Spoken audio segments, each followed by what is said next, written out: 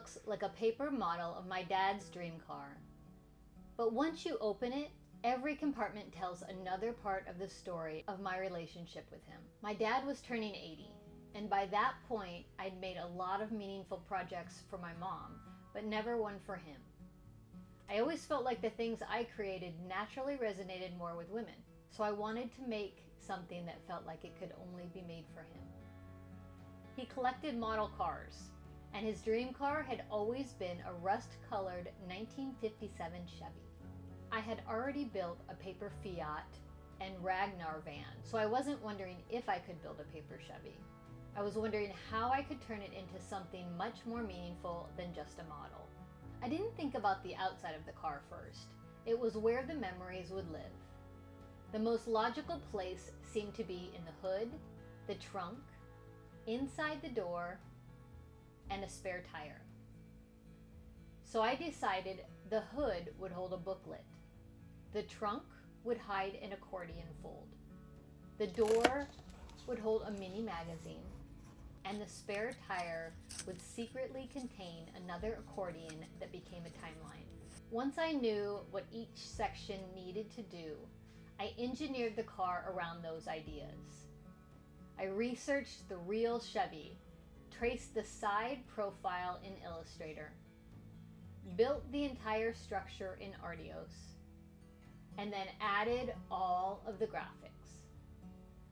I'm definitely not a graphic designer, but I love taking something from the real world and figuring out how to replicate the look of it. One of my favorite details is the spare tire. I vacuum formed and painted the cover so it looked real, and inside was the reveal I was most excited for my dad to discover, a timeline of his grandkids growing up. By the way, if we haven't met before, I'm Kathy Martin from the Paper Ninja, and I love turning meaningful memories into keepsakes that people can hold in their hand. The little details have always been my favorite part. The license plate that says #1 Dad, and each section telling another part of my story with him. I wasn't able to watch my dad open it because he lived in Michigan and I was in California. But afterwards he called me, and one of the first things he asked was, "Where are the dates on the pictures?" That made me smile because it was exactly what I should have expected him to ask. He had always wrote dates on the backs of photographs and documented everything. I had actually put dates on the timeline of my kids because I knew those, but for many of the older family photos I simply didn't know when they had been taken, so I decided not to guess. If I built this today, I'd 3D print the wheels, the seats, and the spare tire. I'd redesign the trunk so it closes a little bit better, and maybe even add working lights. About 6 months after I gave him this gift, my dad passed away.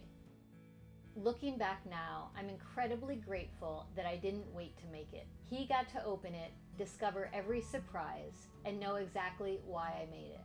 My dad never got to own a real 1957 Chevy that he dreamed about, but I'm glad that I got to make one for him. That's why I do what I do.